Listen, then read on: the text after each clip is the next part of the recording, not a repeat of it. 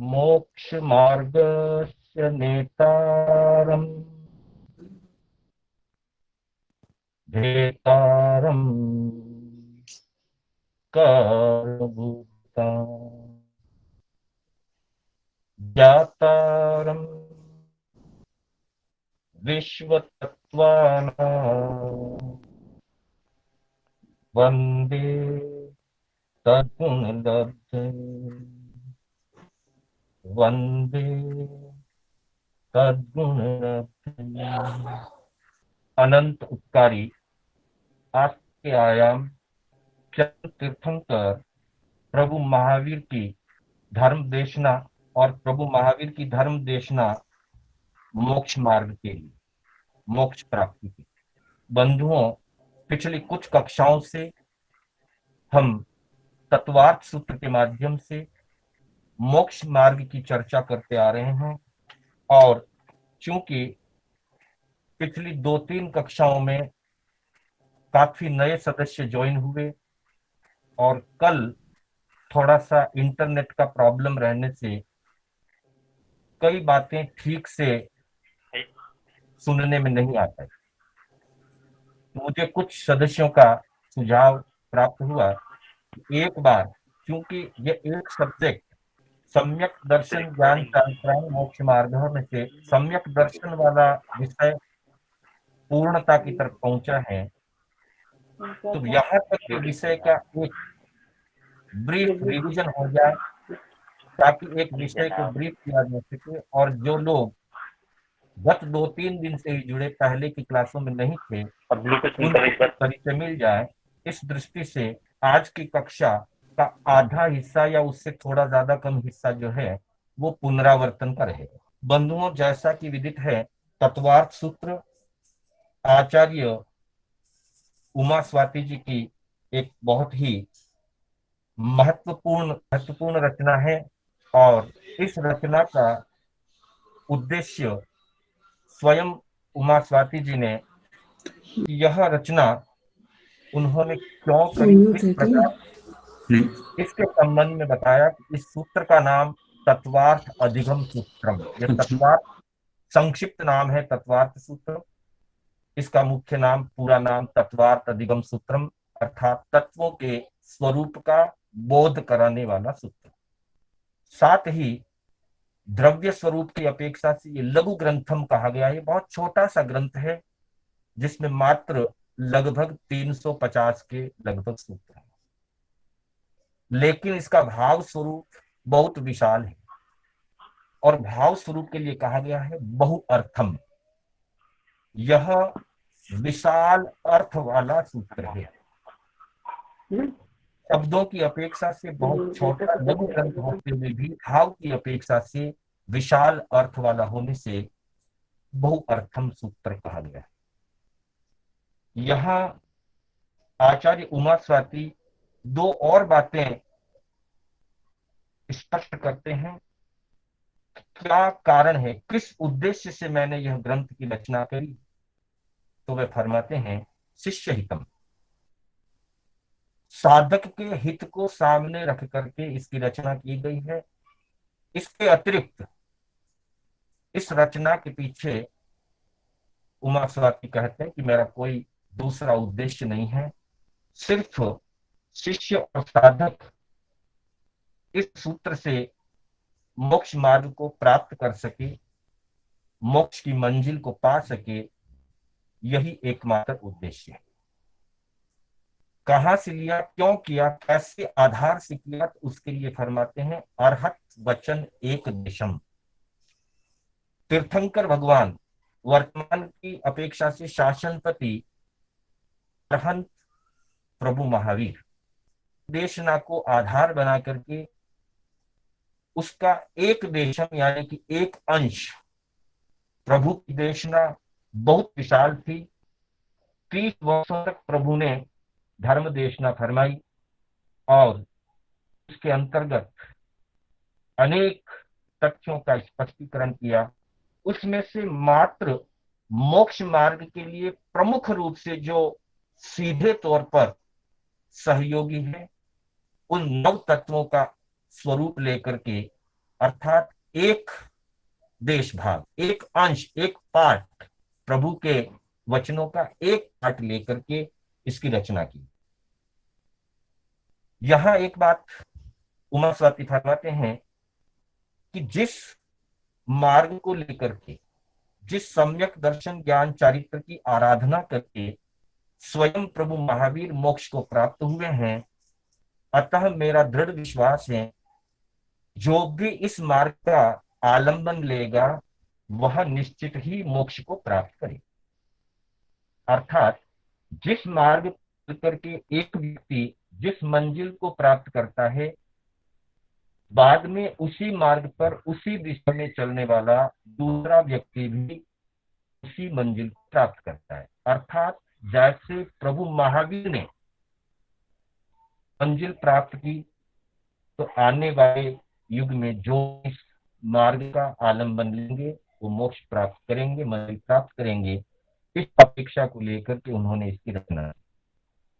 अब बताया कि इसमें मोक्ष मार्ग कैसे प्राप्त हो, हमें क्या है मोक्ष मार्ग प्राप्ति का क्रम।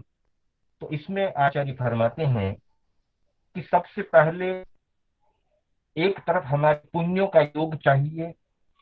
जब व्यक्ति का पुण्य प्रबल होता है, हम कहते हैं अनंत पुण्यवानी का योग होने पर जिनवानी का लाभ मिलता है, गुरु दर्शन का लाभ मिलता है।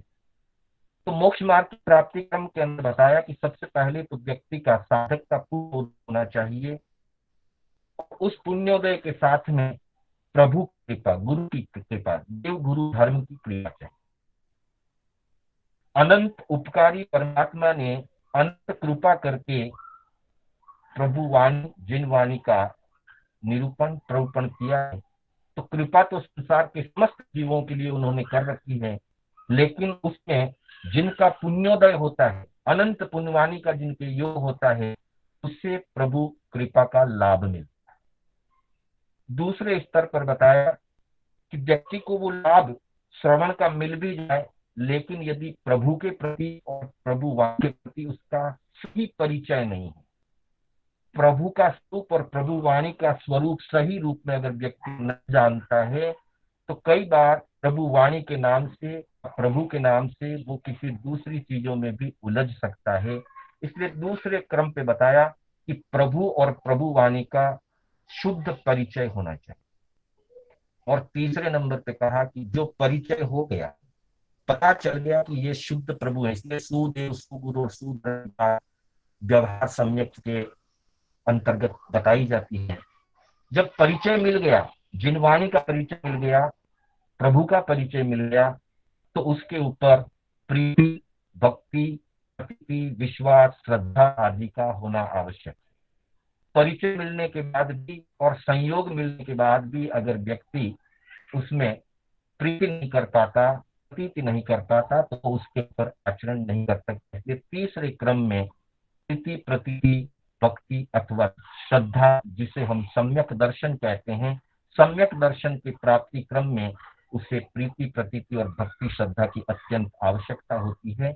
और चौथे स्तर पर जब वह व्यक्ति श्रद्धा तक पहुंच चुका है, प्रभुवाणी का परिचय होने से ज्ञान हो गया और श्रद्धा होने से दर्शन हो गया, तो तीसरा क्रम प्राप्त होता है चारित्र का। अतः कह दिया कि क्रिया और आचरण, ऐसा उसने जाना है, जैसे उसने प्रति और श्रद्धा भक्ति की है, उसके अनुसार उसको क्रिया आचरण करते रहना चाहिए। तब जाकर के पांचवें स्तर पर सही अर्थों में मोक्ष मार्ग की प्राप्ति करती है। ये फल है इन चार चीजों का। चार चीजें जब होती है तो पांचवा फल प्राप्त होता है, मोक्ष मार्ग प्राप्त होता है, और उस मोक्ष मार्ग पर ये बढ़ते हुए मंजिल यानी मोक्ष की मंजिल यानी कि मुक्ति की प्राप्ति हो जाती है। इस प्रकार से दूसरे स्तर पर मोक्ष मार्ग प्राप्ति का क्रम बता। अर्थात व्यक्ति को जैसे ही बुद्ध हो गया, प्रभु कृपा मिल गई और श्रद्धा हो गई, तो वो संयम ले ली, दीक्षा ले ली। लेकिन यहाँ आगे चलकर एक बात की कि जरूरी नहीं है कि सारे लोग दीक्षा ले ही लें। बहुत कम साधक दीक्षा ले पाते हैं। जो उच्च पराक्रमी होते हैं, उत्कृष्ट पराक्रमी होते हैं, वो दीक्षा ले पाते हैं। बाकी के सारे लोग ग्रस्त धर्म रहते हुए धर्म आराधना करते। तो अंततः ग्रस्त के कर्तव्यों की बात बताई कि ग्रस्त रहते हुए धर्माचरण कैसे करे, मोक्ष मार्ग की तरफ आगे कैसे बढ़े। तो वहां पर भी 5 बातें बताई। पहली बात बताई, रत्न त्रय के प्रति, जिनवाणी के प्रति अहोभाव जगे। जब तक जिनवाणी के प्रति अहोभाव नहीं जगेगा, जिनेश्वर के प्रति अहोभाव नहीं जगेगा, वहां तक वो अपनी यात्रा में एक कदम भी आगे नहीं बढ़ा पाए। गृहस्थी के लिए पहला कर्तव्य यही है कि वो अपना रत्न त्रय के प्रति अहोभाव बनाए रखे। प्रतिदिन सवेरे उठते ही सबसे पहले देव गुरु और धर्म के प्रति विनय भावना व्यक्त करे, देव गुरु और धर्म के प्रति अपना अहोभाव व्यक्त करे, गुरु वंदन करे, नमस्कार मंत्र का स्मरण करे और श्रद्धा पूर्वक नतमस्तक होते हुए प्रभु और परमात्मा को धन्यवाद ज्ञापित करे। आज का दिन देखने के लिए मिला, इसके लिए प्रभु और प्रकृति का, परमात्मा का बहुत बहुत धन्यवाद है। और कल का दिन भी मैं देखूं, आज का दिन अच्छा व्यतीत हो और कल का दिन देखने का अवसर मिले, ऐसी मंगल कामना खुद के लिए और संसार के समस्त जीवों के लिए करे और ज्ञान दर्शन चारित्र के प्रति भक्ति भावना रखे। यह पहला ग्रस्त कर्तव्य। दूसरे कर्तव्य में कहा, क्योंकि ग्रस्त है इसलिए उसे संसार के कार्य तो करने होंगे। गृहस्थी अवस्था में रहता हुआ व्यक्ति घर, व्यापार, परिवार आदि का संचालन करता है। तब वहां कह दिया कि जो भी वो अपना कार्य, अपने कर्तव्य का पालन करे, गृहस्थी का संचालन करे, गृहस्थी के संचालन में ऐसे सदग्रस्त को अपनी प्रत्येक क्रिया यत्ना पूर्वक और विवेक पूर्वक करनी चाहिए। यत्ना में जीव विराधना बच जाती है, स्व और पर दोनों की सुरक्षा होती है, कर्म बंधन बहुत अल्प रह जाता है। जो क्रिया रूप से विराधना होगी उतना ही कर्म बंधन होगा। यत्ना के भाव रहने से हिंसा अत्यंत अल्प हो जाती है। वैसे संसार के कार्यों में, चाहे वो घर के कार्य हो, व्यापार के कार्य हो, छह काय की विराधना कहीं न कहीं जुड़ी हुई रहती है, लेकिन यत्ना पूर्वक करने से विराधना का बहुत अंश घट जाता है। उसी को हमारे यहाँ जयम चरे, जयम चिठे आदि के माध्यम से भी बताया गया है और एरिया समिति, भाषा समिति, देशना समिति आदि के माध्यम से सदगुरु के लिए, निर्ग्रंथ मुनि के लिए पूर्ण रूपेण और ग्रस्त के लिए अपनी अनुकूलता और अपनी जागरूकता के अनुसार यत्न पालन करने के निर्देश दिया। साथ ही संसार के कार्यों के साथ साथ पुण्योपार्जक प्रवृत्ति भी जरूरी है। मगर घर के कार्य और व्यापार तक लगा रहा तो वह आगे अपने धर्म आराधना के मार्ग में विकास करने योग्य जो पुण्य की अनुकूलताएं चाहिए, जो पुण्य से पवित्रताएं चाहिए, वो नहीं प्राप्त करेगा। इसलिए तीसरे स्तर पर ग्रस्त के लिए कहा कि पुण्योपार्जक प्रवृत्तियां करें। चौथे नंबर पे कहा, सिर्फ पुण्योपार्जक प्रवृत्तियों से काम नहीं आएगा।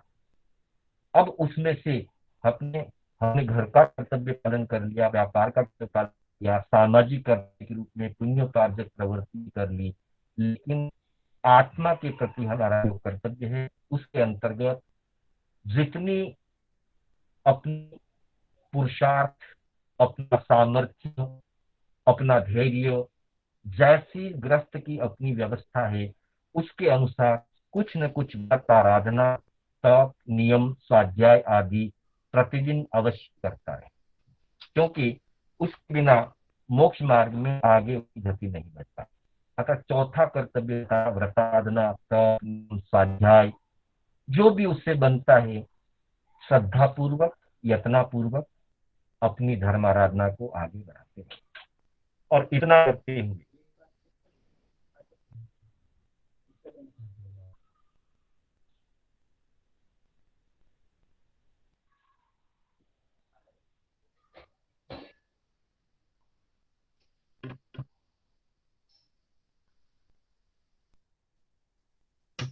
हाँ, थोड़ा सा डिस्टरबेंस हो गया था।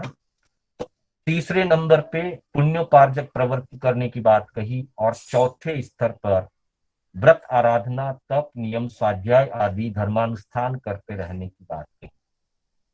फिर आगे पांचवें स्तर पर कहा प्रवचन प्रभावना करें। क्योंकि जब स्वयं इन चार कर्तव्यों को करते हुए यहां तक पहुंच गया है, रत्नत्रय के प्रति अहोभाव है, संसार के सारे कार्य यत्नापूर्वक और मंद कषाय के साथ कर रहा है, सामाजिक प्रवृत्तियों में पुण्योपार्जक प्रवृत्तियां कर रहा है, और स्वयं की आराधना के लिए तप नियम स्वाध्याय व्रत आराधना आदि करता है, जिनवाणी का श्रवण आदि करता है। तो पांचवें स्तर पर कहा प्रवचन प्रभावना, यानी कि धर्म की दलाली करे, जो उसने पाया है वो उसे बांटे, ज्ञान के रूप में बांटे, और ज्ञान के रूप में बांटता हुआ प्रवचन की प्रभावना करे। लेकिन वहां पे दो बातें कही है कि प्रवचन प्रभावना करने पर वक्ता अपने विषय में पारंगत होना चाहिए और आत्मनिष्ठ होना चाहिए। विषय की पारंगतता का जहां तक सवाल है, ज्ञान अनंत है, परंतु अपने से उपशम के अनुसार जिस बात को वो करे, पहले वो उसको स्वयं अच्छी तरह से समझे, चिंतन करे, मनन करे, उसके बाद अपनी बात कहे। और आत्मनिष्ठ होने का मतलब है कि वो स्वयं उस बात के प्रति कटिबद्ध रहे, वो स्वयं उसकी आराधना करने की भावना वाला हो। कितनी आराधना कर पाएगा ये अपने अपने सामर्थ्य और स्वयोपशम पर निर्भर है, लेकिन आराधना का भाव होना जरूरी है। जिस वक्ता में स्वयं आराधना का अगर भाव नहीं है, मात्र दूसरों को सुनाने के लिए, अपनी विद्वत्ता प्रस्तुत करने के लिए अगर वो प्रवचन प्रभावना कर रहा है, तो सही अर्थों में वो प्रवचन प्रभावना ही है। क्योंकि ज्ञानी फरमाते हैं कि प्रवचन प्रभावना से वक्ता और श्रोता दोनों धर्म मार्ग को प्रशस्त करते हैं, दोनों मोक्ष मार्ग को प्रशस्त करते हैं। इसलिए वक्ता अपने विषय में पारंगत हो और आत्मनिष्ठ हो, वह स्वयं उस वाणी के प्रति आदर भाव वाला हो, उस आराधना के प्रति अहोभाव रखने वाला हो, और जितना अवसर मिले वो उसकी आराधना करने वाला हो। साथ ही श्रोता के लिए कहा गया है कि श्रोता श्रद्धानिष्ठ हो एवं श्रोता के मन में वक्ता के प्रति आदर और सम्मान की भावना हो। स्वयं श्रद्धानिष्ठ होने से वो उसे ग्रहण करेगा, और वक्ता के प्रति अहोभाव का मतलब है मूल वक्ता तीर्थंकर परमात्मा है। इसलिए सबसे पहले तीर्थंकर परमात्मा के प्रति उस श्रोता को भावयुक्त विनीत भावयुक्त होना चाहिए। और व्यवहार से जितने भी जिनवाणी के वर्तमान के वक्ता हैं, चाहे वो आचार्य हो, साधु हो, उपाध्याय हो, स्वाध्यायी हो, वे सब तीर्थंकर भगवान के ही प्रतिनिधि के रूप में हैं, ज्ञानियों की ही बात आगे बढ़ा रहे हैं। इसलिए व्यवहार पक्ष में प्रत्येक वक्ता के प्रति आदर का भाव होना चाहिए। वक्ता का आदर ही तीर्थंकर का आदर है, क्योंकि प्रतिनिधि का आदर ही मालिक का आदर हुआ करता है। तो इस तरह से गृहस्थ के ये 5 कर्तव्य बताए, और उसके बाद कर्तव्य बताने के बाद उन्होंने मूल रूप से सूत्र की रचना की, तत्वार्थाधिगम सूत्रम। अब हमारे सामने मूल पाठ उपस्थित है, एक बार उच्चारण करना चाहूंगा, आप ध्यान पूर्वक से। सम्यक दर्शन ज्ञान चारित्राणि मोक्ष मार्ग तत्वार्थ श्रद्धान सम्यक दर्शन तन निसर्गा दधिगमाद्वा जीवा जीवाश्रव बंध संवर निर्जरा मोक्षास्तत्वम नाम स्थापना द्रव्य भावतस्तन्यासः प्रमाण व्ययैरद्गमः निदेश स्वामित्व साधनाधिकरण स्थिति विधान सत्संख्या क्षेत्र स्पर्शन कालांतर भावांत बहुत्वेश्च। बंधुओं, जैसा कि हमने अभी चर्चा की, आचार्य फरमाते हैं, आचार्य उमा सती तत्वार्थ सूत्र संबंध कारिका में फरमाते हैं कि जिस सम्यक ज्ञान चारित्र को मोक्ष मार्ग के रूप में आराधित करके स्वयं प्रभु महावीर मोक्ष मंजिल तक पहुंचे हैं, निश्चित ही इसकी आराधना करने वाले साधक उस मंजिल को प्राप्त करेंगे। इसलिए पहल सूत्र उन्होंने यही दिया कि सम्यक दर्शन, सम्यक ज्ञान और सम्यक चारित्र, ये समन्वय रूप से मोक्ष मार्ग कहलाता है। और उसके बाद तत्वार्थ श्रद्धानम कह करके सम्यक दर्शन की परिभाषा दे दी, तत्वार्थ श्रद्धानम सम्यक दर्शन। तत्वार्थ के श्रद्धान से सम्यक दर्शन की प्राप्ति होती है, और विशेष रूप से सम्यक दर्शन की प्राप्ति हेतु 5 प्रकार की लब्धियों का वर्णन हमारे ग्रंथों में, शास्त्रों में मिलता है। जीव संसार परिभ्रमण करते करते अपने अनेक कर्मों को क्षय करता रहता है। कर्म क्षय करते हुए जब बहुत दीर्घ स्थिति के कर्म बहुत अल्प स्थिति में रह जाते हैं, जिसको आगम की भाषा में कहते हैं अंतः कोड़ाकोड़ी सागरोपम। अंतः कोड़ाकोड़ी सागरोपम की स्थिति में जब आ जाते हैं तो उसे सयोपशम लब्धि कहते हैं, मतलब उसके इतने कर्म कम हो चुके हैं। कर्मों के कम हो जाने से, कर्म की सत्ता कमजोर हो जाने से, कर्म का प्रभाव कमजोर हो जाने से अंतरात्मा में शुद्धि प्रकट होती है, विशुद्धि जिसको कहते हैं। इसे विशुद्धि लब्धि का नाम दिया। और ऐसी अवस्था में जब व्यक्ति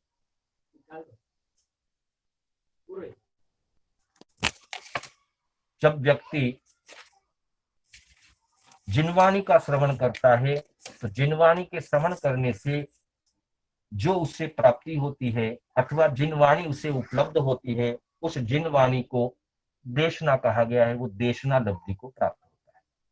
साथ ही इन तीनों के साथ जिस समय वो इस संसार में इन तीनों चीजों के साथ है, अगर उस समय वो सनी है, पंचेंद्री है, पर्याप्ता है, सम्यक दर्शन प्राप्त करने योग्य अवस्था वाला है, वो सारी चीजों की उसे जो उपलब्धि हुई है उसे प्रायोग्य लब्धि कहते हैं। ये चारों चीजें व्यवस्था रूप है। थोड़ा बहुत सयोपशम लब्धि में उसका पराक्रम है, उसका फल है विशुद्धि। देशना की उपलब्धि होना पुण्य का योग है, और प्रायोग्य भी पुण्य से ही प्राप्त होता है। मुख्य पुरुषार्थ करण लब्धि में होता है। करण लब्धि आत्मा का पुरुषार्थ या पराक्रम कहा गया है। करण लब्धि के माध्यम से, आत्मा के पुरुषार्थ से जीव अपनी राग द्वेष की तीव्र गांठ को भेदन करता है, वह अपूर्व करण करता है, और अपूर्व करण करते हुए वह जीव सम्यक दर्शन प्राप्त करने के मार्ग में आगे बढ़ जाता है। तब जाकर के वो सम्यक दर्शन प्राप्त करता है। अगले सूत्र में बताया कि वह सम्यक दर्शन दो अपेक्षाओं से प्राप्त होता है, दो रूपों से प्राप्त होता है, जिसके लिए कहा निसर्गत सम्यक दर्शन और अधिगमत सम्यक दर्शन। जहां देशना सुनी और वहीं पर उसी क्षण तत्क्षण अगर सम्यक दर्शन की प्राप्ति करण बुद्धि के पराक्रम से हो जाए, वह अधिगमत सम्यक दर्शन कहलाता है। अर्थात प्रभु की वाणी सुनी और वाणी सुनते ही उसे दर्शन प्राप्ति हो। कदाचित जिस समय या जिस भाव उसने वाणी का श्रवण किया, उस समय वह करण लब्धि का पुरुषार्थ या पराक्रम नहीं कर पाया, तो ऐसी स्थिति में सारे कालांतर में या भांतर में करण लब्धि के माध्यम से सम्यक दर्शन प्राप्त करता है, उसे निसर्ग सम्यक दर्शन कहते हैं। फर्क इतना ही है, वाणी का प्रत्यक्ष साक्षात्कार हो और सम्यक दर्शन प्राप्त हो जाए तो वह अधिगम सम्यक दर्शन है। जिनवाणी का परोक्ष रूप में काम करना, पहले सुना हुआ है, प्रत्यक्ष में साक्षात्कार नहीं है, और वर्तमान में सम्यक दर्शन प्राप्त हो, उसे निसर्ग सम्यक दर्शन कहते हैं। लेकिन दोनों स्थितियों में कर्मों का क्षय, उपशम और सयोपशम तो आवश्यक ही है। कर्मों के क्षय, उपशम, सयोपशम के बिना या करण लब्धि के पुरुषार्थ के बिना सम्यक दर्शन की प्राप्ति नहीं होती। और उसके लिए अगले सूत्र में तत्वों का परिचय दिया कि सम्यक दर्शन प्राप्त करने के लिए अंतर में ये लब्धियां होती है, ये अंतरंग साधन है, लेकिन बाह्य में नव तत्वों का परिचय, जीवादिक तत्वों का परिचय। इसलिए चौथे सूत्र के अंदर नौ तत्वों का नाम निर्दिष्ट किया: जीव, अजीव, आश्रव, संवर, बंध, निर्जरा और मोक्ष। पुण्य और पाप को तत्व सूत्र में अलग से न गिना करके की जगह 7 तत्वों में ही सूत्र को समाहित किया। क्योंकि सूत्र की शैली संक्षिप्तकरण की शैली है, इसलिए 9 की जगह 7 तत्वों के अंदर सूत्र को समाहित करते हुए पुण्य और पाप को आश्रव के अंतर्निहित गिन लिया गया। विवेचन में 2 चीजों का वर्णन है, लेकिन मूल रूप से सूत्र में 7 चीजों का वर्णन किया। उससे आगे बढ़ते हुए 4 प्रकार के निक्षेप, फिर नय और प्रमाण आदि की चर्चा हमने की। निक्षेप का अर्थ है किसी भी चीज को जानने के अलग अलग तरीके। परिचय करने के अलग अलग प्रकार, जिसमें कुछ चीजें नाम से पहचानी जाती है, कुछ चीजें चित्र या उसके आकार से पहचानी जाती है, कुछ चीजों का परिचय भूत और भविष्य की अपेक्षा से भी होता है, लेकिन ये सारी चीजें मात्र परिचय तक सीमित। जबकि जो भाव निक्षेप होता है वही मूलतः आदरणीय, अनुकरणीय, वंदनीय होता है। भाव निक्षेप गुण युक्त होता है। नाम निक्षेप, स्थापना निक्षेप और द्रव्य निक्षेप गुणयुक्त नहीं होता। मात्र परिचय के लिए नाम रख दिया जाता है। किसी व्यक्ति का नाम रख दिया ज्ञानचंद, लेकिन वो ज्ञानी हो ये जरूरी नहीं। ज्ञान के साधन के रूप में पुस्तक का परिचय या पुस्तक की फोटो दे दी, पुस्तक का चित्र दे दिया और नीचे लिख दिया ज्ञान के साधन, तो वह ज्ञान नहीं है। मात्र उसका एक स्थापना कर दी, एक चित्र दे दिया, अथवा प्रभु महावीर की मूर्ति, तीर्थंकरों का फोटो, मूर्ति आदि भी इसी अपेक्षा से समझना चाहिए, वो भी स्थापना निक्षेप। कुछ चीजें भूतकाल और भविष्य काल की अपेक्षा से जानी जाती है। जो व्यक्ति पहले डॉक्टर था, आज डॉक्टरी का काम नहीं करता, रिटायर्ड हो चुका है, किसी भी रूप में डॉक्टर के पैसे से, डॉक्टर से ड्यूटी से किसी भी रूप में जुड़ा हुआ नहीं है, फिर भी द्रव्य निक्षेप की अपेक्षा से पूर्व परिचय के आधार पर उन्हें डॉक्टर से, डॉक्टर के नाम से या डॉक्टर के शब्द से उन्हें पहचाना जाता है, संबोधित किया जाता है। ये द्रव्य। लेकिन जिस समय डॉक्टर डॉक्टरी का काम कर रहा है, साधु साधना कर रहा है, श्रावक श्रावक पणे में आराधना कर रहा है, उसमें उसको साधु को साधु कहना, डॉक्टर को डॉक्टर कहना, श्रावक को श्रावक कहना, तीर्थंकर को तीर्थंकर कहना, ये भाव निक्षेप। मूलतः भाव निक्षेप गुणयुक्त होता है, नाम आदि निक्षेप मात्र परिचय के साधन।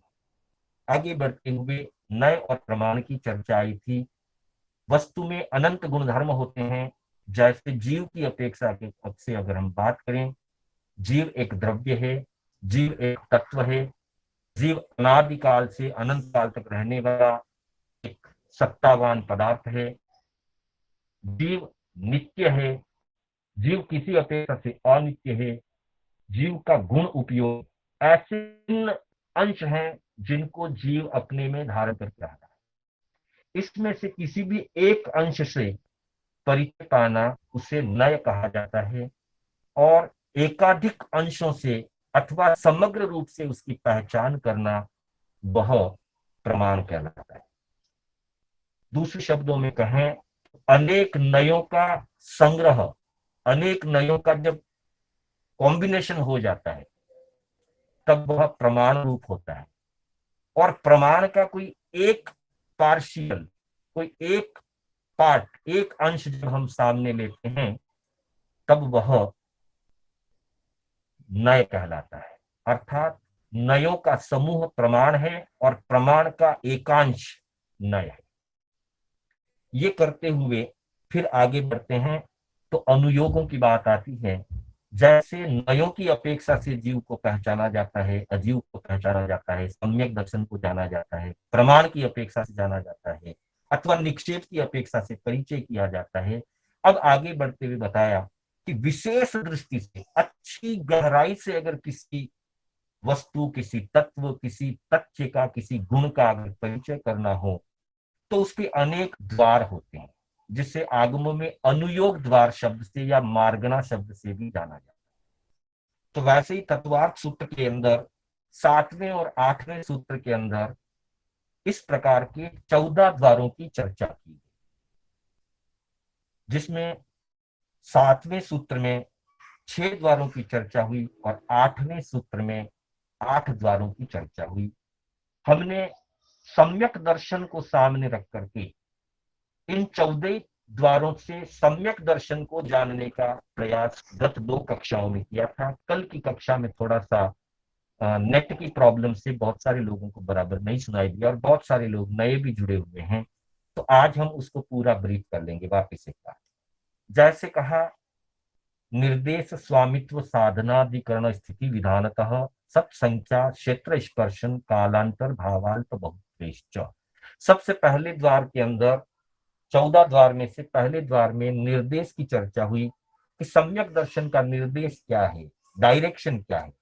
तब कहा गया कि जहां तत्व रुचि हो, जिस साधक में तत्व रुचि है, वह इस बात को निर्दिष्ट करेगा कि जहां तत्व रुचि है वहां सम्यक दर्शन के सम्मुख होगा, जीव सम्यक दर्शन की तरफ बढ़ेगा और सम्यक दर्शन को प्राप्त करेगा।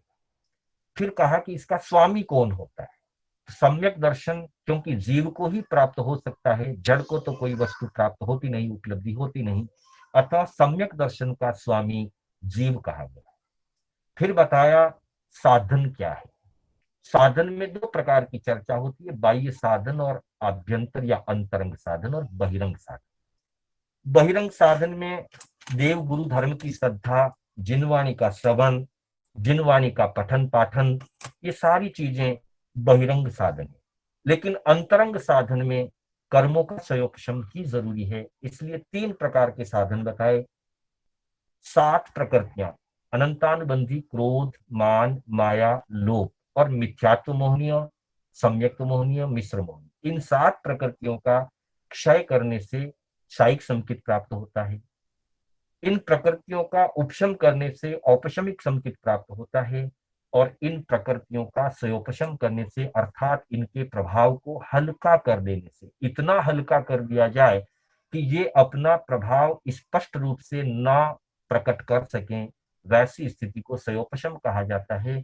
और इन 7 प्रकृतियों के सयोपशम से जीव में जो सम्यक्त्व भाव प्रकट होता है उसे सयोपशम संकित कहते हैं। क्षय और उपशम वाली प्रक्रिया समझना आसान है कि जैसे किसी को लाख रुपए का कर्जा देना है और उसने पूरा चुका दिया। जब पूरा चुका दिया तो वो कर्जदार नहीं रहा। ऐसी स्थिति 7 कर्म प्रकृतियों को पूर्ण क्षय कर दिया, प्रकृतियां रही नहीं, शायिक संकित प्राप्त हो। कभी ऐसा भी होता है, अभी चुकाने के लिए अनुकूलता नहीं है, पेमेंट करने की अनुकूलता नहीं है, इसलिए हमने कुछ समय मांग लिया, प्लीज थोड़ा टाइम दे दीजिए, उसके बाद देंगे, उसके बाद चुकाएंगे। तो जब तक हमने टाइम मांग लिया और अगले ने जितना टाइम हमको दे दिया, उतने समय तक वो हमारे पास पेमेंट लेने के लिए नहीं आएगा। ठीक वैसे ही उन प्रकृतियों को सत्ता में उपशमित कर दिया जाता है और वो उदय में नहीं आती। जैसे हमको लोन देने वाला हमें मांगने के लिए नहीं आता है, वैसे ये 7 प्रकृतियां अपना प्रभाव दिखाने के लिए प्रकट नहीं होती है, शांत रहती है। जैसे मलिन पानी एक जगह स्थिर रख दिया जाए तो धीरे धीरे कचरा पूरा नीचे बैठ जाता है, ऊपर पानी बिल्कुल निर्मल दिखता है। पर कब तक? जब तक वो वापिस ना हिले। पेमेंट कब तक नहीं मांगेगा? जितना हमको समय दिया। वैसे ही उपशम संकित होती है। 7 प्रकृतियां मुख्य रूप से दर्शन मोहनी की 3 प्रकृतियां पूर्ण रूप से उपशमित हो जाती है, तब मिथ्यात्व का एक अंश भी प्रकट में नहीं रहता लेकिन सत्ता में रहता है। जैसे ही काल स्थिति पूरी होती है फिर प्रकट हो जाता है, वैसा उपशम संकेत। पर सयोपशम संकेत ऐसा है कि किसी को हमने कर्जा लिया हुआ है अथवा गंदा पानी है, छान लिया, पर इतना बॉइल्ड करके क्लियर नहीं किया तो मोटा मोटा कचरा निकल गया, लेकिन आंशिक बहुत हल्का हल्का कचरा, बहुत सूक्ष्म पार्टिकल उसके अंदर अभी भी कचरे के हैं। पूर्ण शुद्ध तो नहीं है लेकिन कचरे जैसा नहीं दिखता, साफ पानी जैसा ही दिखता है। तो वैसे ही इन 7 प्रकृतियों का प्रभाव सयोपशम के माध्यम से, मतलब कर्मों की निर्जरा करते हुए, कुछ का क्षय करते हुए, कुछ का उपशम करते हुए, इतना प्रभाव कम कर दिया जाए कि अंतर में हल्का सा प्रभाव तो रहे लेकिन वो बाहर में प्रकट ना हो, दिखने में ना दिखे, ऐसी स्थिति को सयोपशम संकेत कहा जाता है। तो इस तरह से ये 3 साधन हैं। जो ये 3 साधन हैं यही छठे द्वार में विधान के रूप में हो जाएंगे। शायिक संकेत, औपशमिक संकेत, सयोपशम संकेत। आंशिक रूप से शास्वादन और वैदक नाम की 2 संकेत और भी मानी गई है। इसके अलावा और भी अनेक भेद प्रभेद है, पर मुख्य रूप से 3। फिर इनकी स्थिति की बात आई तो हमने चर्चा की थी, शायिक संकेत एक बार आने के बाद पुनः जाता नहीं है, इसलिए शायिक संकेत की स्थिति अनंत काल, जिस दिन प्रकट हुआ वहां से लेकर अनंत काल, मोक्ष तक साथ रहे। सयोपशम संकेत की स्थिति 66 सागरोपम जाजरी होती है। उस 66 सागरोपम जाजरी काल तक वो निरंतर रह सकती है उत्कृष्ट, जगन्य तो अंतर्मूर्त भी रह सकती है। 66 सागर जाजरी काल के बाद या तो वह शायिक संकेत में बदल जाए, अन्यथा मिथ्यात्व में चला जाएगा, उससे ज्यादा सयोपशम संकेत में नहीं रह सकता। और औपशमिक संकेत क्योंकि उपशांत किया हुआ है, थोड़ी देर के लिए ही कोई व्यक्ति टाइम दे सकता है, हमेशा के लिए मुक्त नहीं कर सकता, हमेशा के लिए तो कर्जा चुकाना होता है। जैसे थोड़ी देर के लिए, थोड़े काल के लिए व्यक्ति समय दे देता है कि कोई बात नहीं, अभी आपके पास नहीं है, बाद में देंगे, वैसे ही उपशम संकेत में अंतर मुहूर्त के लिए प्रकृतियां शांत होकर के रह सकती। अंतर मुहूर्त के बाद आत्मा का पुरुषार्थ अपने आप कमजोर पड़ जाता है और उन प्रकृतियों में से वापस उदय शुरू होने लगता है। इसलिए औपशमिक संकेत की स्थिति अंतर मुहूर्त की, जगन्य भी उत्कृष्ट भी। सयोपशम संकेत की जगन्य अंतर मुहूर्त, उत्कृष्ट 66 सागरोपम जाजेरी। साइक संकेत की प्रारंभ से अनंत काल तक। साश्वादन संकेत की स्थिति जगन्य एक समय, उत्कृष्ट 6 आवलिका। और वेदक संकेत की स्थिति शाइक वेदक की अपेक्षा से एक समय की बताई। फिर बताया अधिकरण। अधिकरण का मतलब होता है आधार। कई बार व्यक्ति कंफ्यूजन हो जाते हैं, अधिकरण शब्द के अर्थ को नहीं पकड़ पाते। जैसे कहा भी कई, जब हम व्रतों की बात करते हैं तो आता है कि अधिकरण जोड़ रखा, हम कहते हैं हिंसाकारी उपकरण, लेकिन अधिकरण शब्द का अर्थ हिंसाकारी उपकरण नहीं है। अधिकरण का मतलब होता है आधार। आधार जिस तरह का लिया जाएगा, रिजल्ट उस प्रकार का आएगा। हिंसाकारी उपकरणों का अगर आधार लिया तो अधिकरण हिंसा में प्रयुक्त हो जाएगा। अधिकरण का मूल अर्थ होता है आधार, और जिसका लक्षण है अंदर या ऊपर। जैसे किसी डब्बे के अंदर कोई पदार्थ रखा हुआ है तो पदार्थ के लिए वो डब्बा अधिकरण है। अथवा किसी सेल्फ के ऊपर कोई बुक्स रखी हुई है, फाइल रखी हुई है, तो उस फाइल और बुक्स के लिए सेल्फ अधिकरण है। मतलब अधिकरण मतलब आधार, बेस। ये जीव के लिए भी होता है। जैसे जीव के अंदर ज्ञान आदि गुण है, क्षमा भाव आदि गुण है, तो इन सभी गुणों के लिए जीव आधार है। तो वैसे ही सम्यक दर्शन का आधार या अधिकरण जीव। फिर बात हुई थी अगले सूत्र में सत्य। सत्य यानी सत्ता, अस्तित्व। सम्यक दर्शन सिर्फ कहने की, सुनने की, समझने या समझाने की चीज नहीं है।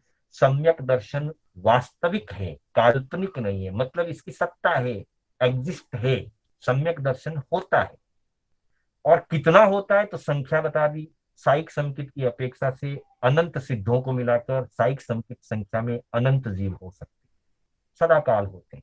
संसार अवस्थान थोड़े होते हैं, असंख्यात जीव, लेकिन सिद्धों को मिलाकर के अनंत जीव। उपशम संकेत वाले भी जीव होते हैं, कम होते हैं। सूक्ष्म संकेत वाले और उससे ज्यादा होते हैं, लेकिन ओवरऑल सम्यक दर्शन के अंदर जीव संख्या की अपेक्षा से अनंत होते हैं। फिर क्षेत्र बताया, हमने कल चर्चा की थी उसके बारे में भी कि जीव लोक में रहता है। लोक के दो विभाग हैं, त्रसनार और त्रसनार के बाहर स्थावर क्षेत्र। क्योंकि स्थावर जीवों में सम्यक दर्शन नहीं होता, इसलिए सम्यक दर्शन का क्षेत्र त्रसनार होगा।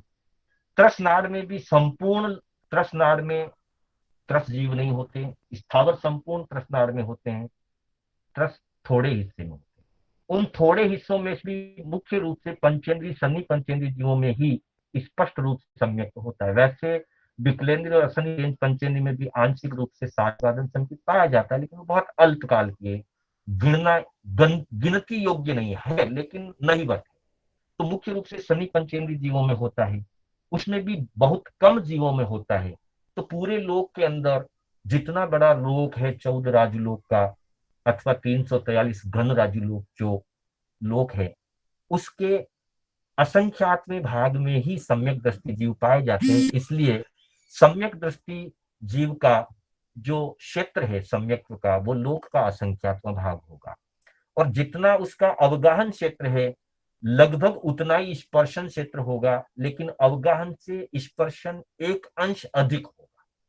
क्योंकि अवगाहन में उतना ही एरिया काउंट किया जाता है जितना ऑक्यूपाइड है, और स्पर्शन में ऑक्यूपाइड के टच में जो एरिया है, टच टू ऑक्यूपाइड, उसको भी काउंट कर लिया जाता है, इसलिए वो थोड़ा अधिक होता है। फिर काल की चर्चा हमने की थी कि भाई सम्यक दर्शन, पहले स्थिति की बात की, वहां एक जीव के अंदर सम्यक दर्शन प्राप्त होने के बाद कितने पीरियड तक रहता है, टाइम पीरियड की अपेक्षा से स्थिति है। लेकिन यह काल का मतलब भूत, भविष्य, वर्तमान। भूतकाल में भी सम्यक दृष्टि जीव थे, वर्तमान काल में हैं, और भविष्य काल में रहेंगे। इसलिए सम्यक दर्शन सत्ता की अपेक्षा से तीनों काल में उपस्थित है, तीनों काल में इसकी सत्ता रहती है। फिर बताया अंतर। अंतर एक जीव की अपेक्षा से समस्त जीवों की अपेक्षा से, अनेक जीवों की अपेक्षा से लें तो कोई भी ऐसा समय नहीं होगा कि कह सके कि आज सयोपम समकित है ही नहीं या साइक समकित है ही नहीं पूरे लोक की अपेक्षा, ऐसा नहीं। लेकिन एक जीव में कोई संकेत प्राप्त हुआ, वापिस चला गया, फिर वापिस आए, तो बीच का जो टाइम गैप है उसे अंतर का है। तो अंतर के लिए समझ लेना चाहिए, एक जीव विशेष की अपेक्षा से ये बात कही गई है। साइक संकेत चूंकि एक बार आता है और आने के बाद वापिस नहीं जाता, तो दोबारा आने का प्रश्न नहीं, इसलिए साइक संकेत का अंतर नहीं कहा गया है। लेकिन सोपशम संकेत या उपशम संकेत आते रहते हैं, जाते रहते हैं। उपशम संकेत जैसा कि कहा था, कल बताया था, अनंत जन्मों के पूरे काल में मोक्ष जाने से पहले एक जीव अधिकतम 5 बार ही उपशम संकेत को प्राप्त कर सकता है, लेकिन सोपशम संकेत असंख्यात बार प्राप्त कर सकता है। अतः ये आते जाते रहेंगे। तो एक बार आकर के चला जाए और पुनः वापिस आए, उस बीच के टाइम को अंतर कहा गया। ये एक जीव की अपेक्षा से है, संपूर्ण लोक में कभी भी अंतर नहीं करता, हमेशा किसी न किसी रूप में कोई न कोई जीव इन सम्यक्तों में उपस्थित रहता है। तो ये अंतर जगन्य अंतर मूर्त का होता है। किसी जीव को अभी संकेत प्राप्त हुई, चली गई, कुछ क्षण भर के बाद भी वापिस आ सकती है, 1 मिनट 2 मिनट के बाद भी वापिस आ सकती है। कम से कम अंतर मुहूर्त का अंतर होता है, और अधिक से अधिक जो अंतर होता है वो देशोन अर्ध पुद्गल परावर्तन काल का होता है। देशोन अर्ध पुद्गल परावर्तन काल की बहुत लंबी चौड़ी व्याख्या है, हम सिर्फ इतना समझ लें कि अनंत 24 व्यतीत हो जाती है, इतना लंबा काल है, उसको देशोन अर्ध पुद्गल परावर्तन काल कहा गया। क्योंकि एक बार संकित को स्पर्श करने के बाद दोबारा अगर संकित नहीं आई, कितना भी लंबा समय बीत जाए, ना आए, पर अंततः उसे देशोन अर्ध पुद्गल परावर्तन काल में एक बार संकित स्पर्श किया हुआ जीव मोक्ष जाता ही है। अतः उतने काल में आखिर में सम्यक वापिस प्राप्त होगा ही होगा। इतना दीर्घ अंतर बहुत कम जीवों के होता है, लेकिन फिर भी समुच्चय से किसी न किसी जीव के तो हो सकता है। अतः जगन्य अंतर अंतर्मुहूर्त का और उत्कृष्ट अंतर देशोन अर्ध पुद्गल परावर्तन का बताया। फिर बताया भाव। हमने कल 5 भावों की चर्चा की थी। कर्मों के उदय से जो परिणाम जगते हैं उसे औदयिक भाव कहते हैं। कर्मों के उपशम से जो भाव जागृत होते हैं, प्राप्ति होती है, उसे औपशमिक भाव कहते हैं। कर्मों के सयोपशम से जो होता है उसे सायोपशमिक भाव कहते हैं। कर्मों के क्षय करने से जो होता है उसे शायिक भाव कहते हैं। और कर्मों को, कोई कर्मों का संबंध जिस चीज के लिए ना हो, कर्म की सत्ता से अलग हट करके जीव का जो अपना जीवत्व है, जीवनी शक्ति है, जीव जीता आ रहा है, चाहे कर्म कम हो जीव जिएगा, कर्म ज्यादा हो जिएगा, कर्म ना हो तब भी जीव जिएगा, सभी कर्मों से मुक्त हो गया, मोक्ष चला गया। मोक्ष में भी जीव का जीवन है, आयुष्य कर्म नहीं है लेकिन जीवन है। तो जीवन उसका परिणाम है, जीव का परिणाम है जीवन। जैसे पानी का परिणाम है शीतलता, वैसे ही जीव का परिणाम है जीवन। तो ये जीवन सहज से होता है, इसके लिए किसी पराक्रम पुरुषार्थ की जरूरत नहीं। कर्मों का उदय भी हर जीव के अनंत काल से, अनादिकाल से आता रहा है। 8 कर्म का उदय हर जीव के सदा रहता है। जब तक वो पुरुषार्थ करके वितराग ना बन जाए, कर्मों को ना तोड़ दे, वहां तक उदय रहता है। ये भी अनादिकाल से होता है। कर्मों के उदय के लिए हमें कोई पुरुषार्थ नहीं करना पड़ता, कर्मों को काटने के लिए पुरुषार्थ करना पड़ता है, कर्मों की निर्जरा के लिए पुरुषार्थ करना पड़ता है, कर्मों के प्रभाव को घटाने के लिए पुरुषार्थ करना पड़ता है, लेकिन कर्मों के उदय के लिए हमें कोई पुरुषार्थ नहीं करना पड़ता। और सम्यक दर्शन पुरुषार्थ से मिलता है, इसलिए कर्मों के उदय से सम्यक दर्शन नहीं मिलता, और सहज परिणाम से पारिणामिक भाव में भी, इसलिए औदयिक भाव और पारिणामिक भाव में सम्यक दर्शन नहीं मिलता है। हालांकि दूसरी चीजें साथ रहेगी, सम्यक दर्शन जहां है वहां दूसरी चीजों का उदय रहेगा, लेकिन सम्यक दर्शन जो प्राप्त हुआ वो कर्म के उदय से नहीं हुआ है, कर्म के क्षय करने से हुआ, कर्म का सयोपशम करने से हुआ, या कर्म का उपशम करने से हुआ। इसलिए 5 में से 3 भाव में सम्यक दर्शन प्राप्त होता है, 3 भावों के द्वारा सम्यक दर्शन प्राप्त होता है, लेकिन परिणाम से होता तो सभी जीवों के हो जाता। इसी तरह से कर्मों के उदय से होता तो सभी जीवों के 8 कर्मों का उदय चल रहा है, सभी के हो जाता, ऐसा नहीं है। इसलिए कर्म उदय से औदयिक भाव और बिना कर्मों के प्रभाव के सहज जो पारिणामिक भाव है, इन दो भावों में सम्यक दर्शन की प्राप्ति नहीं होती है, लेकिन औपशमिक भाव मतलब मिथ्यात्व मोहनीय की सात या मुक्त प्रकृतियों का उपशम करने से प्राप्त होता है। सयोपशम भाव उन सात प्रकृतियों के सयोपशम से होता है, अथवा शायिक भाव यानी कि उन सात प्रकृतियों का क्षय करने से होता है। इसलिए शायिक भाव में सम्यक दर्शन है, औपशमिक भाव में सम्यक दर्शन है और सायोपशमिक भाव में सम्यक दर्शन प्राप्त होता है, लेकिन औदैक भाव से सम्यक दर्शन प्रकट नहीं होता और पारिणामिक भाव से भी सम्यक दर्शन प्रकट नहीं होता। हाँ, औपशमिक भाव में जब प्रकट हुआ या सयोपशमिक भाव में प्रकट हुआ, उस समय जीव के साथ पारिणामिक भाव रहेगा, तो उसका अपना परिणाम है और बाकी के कर्मों का उदय भी रहेगा, इसलिए औदैक भाव भी रहेगा। औदैक भाव के साथ सम्यक दर्शन रहता है, पारिणामिक भाव के साथ सम्यक दर्शन रहता है, लेकिन पारिणामिक भाव से या औदैक भाव से सम्यक दर्शन प्रकट नहीं होता है। सम्यक दर्शन प्रकट होता है कर्मों के क्षय से, उपशम से और सयोपशम से। इसलिए तीन भावों में सम्यक दर्शन होता है, दो भावों से सम्यक दर्शन नहीं होता। और फिर 14वां द्वार जो है वो अल्प बहुत्व का।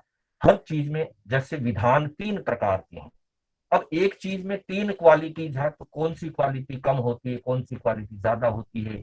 विशुद्धि की दृष्टि से अगर देखा जाए तो साइक संकित और औपशमिक संकित ज्यादा विशुद्ध होते हैं, सयोपशम संकित कम विशुद्ध होते हैं। उपशम संकित और साइक संकित की विशुद्धि एक जैसी, जब तक वापिस कर्म उदय नहीं आए वहां तक उसकी विशुद्धि एक जैसी। इसलिए विशुद्धि की अपेक्षा से साइक संकित उपशम संकित तुल्य है, इक्वलेंट है, लेकिन सौक्षम संकित की विशुद्धि उससे थोड़ी कम है, क्योंकि सम्यक्त मोहनीय कर्म के प्रकृतियों का दलिकों का उदय चालू रहता है, तो थोड़ी मलिनता है, इसलिए कम विशुद्ध है सयोपशम संकित और उत्कृष्ट विशुद्ध है उपशम संकित और शायिक संकित। लेकिन उपशम संकित वापिस जाता है, शायिक संकित निरंतर है। यह विशुद्धि की अपेक्षा से अल्प बहुत, और काउंट की अपेक्षा से अल्प बहुत अगर देखा जाए तो सबसे कम जीव उपशम संकित वाले होते हैं, उनसे अनेक गुना अधिक सायोपशम संकित वाले होते हैं, क्योंकि एक तो उपशम संकित एक जीव को अनेक जन्मों को मिलाकर के भी 5 ही बार आती है, जबकि सयोपशम संकित असंख्यात बार आती है। उपशम संकित टाइम पीरियड में भी बहुत थोड़े समय के लिए अंतर्मुहूर्त के लिए ठहरती है, जबकि सयोपशम संकित अंतर्मुहूर्त भी ठहर सकती है, वर्ष भी ठहर सकती है, शताब्दी भी ठहर सकती है, अधिकतम 66 सागर जाजेरी तक ठहर सकती है। उस दृष्टि से उपलब्धता ज्यादा रहेगी, जीवों के पास उपशम संकेत ज्यादा है, इसलिए सबसे थोड़े उपशम संकेत वाले होते हैं। सयोपशम संकेत वाले उसे अनेक गुना अधिक होते हैं, या असंख्यात गुना भी कहा जा सकता अधिक होते हैं।